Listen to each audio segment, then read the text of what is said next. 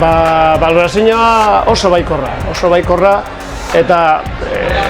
bi berbatan esateko nire aldetik zorionak herritar guztiei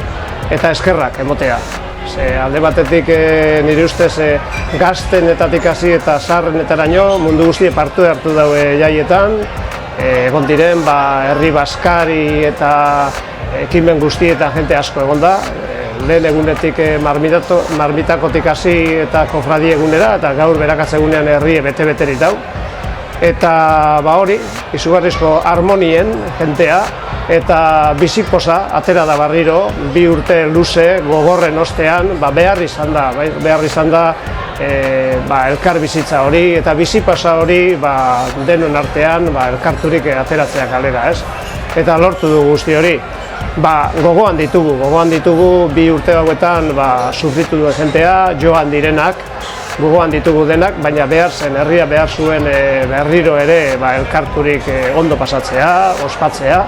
lortu da guzti hori, eta hori ez da kasualidadez egiten, hemen lan handia dago, eta herriak antolatzen ditu herri batzorde batek, jaiak antolatzen ditu herri batzorde batek, kriston lana egin da jenteak, parte hartze oso handi eta zabala izan da, horren ondorioa da benetan nolako jaiak urten diren, oso parte hartzaileak, jentetsuak, jentea oso ondo pasatzen ari da, eta horretarako dira jaiak azkenean, elkarturik gozatzeko momentu horiek, eta baita ere urtean gora bera handiak izaten dire urtean zehar, eta elkar bizitza esperientzia honek elkartasuna ere ekartzen dau, eta nire ustez aurrera begira, gauzak era positiboan jarri behar dira, eta honek impulso berri bat eman dotze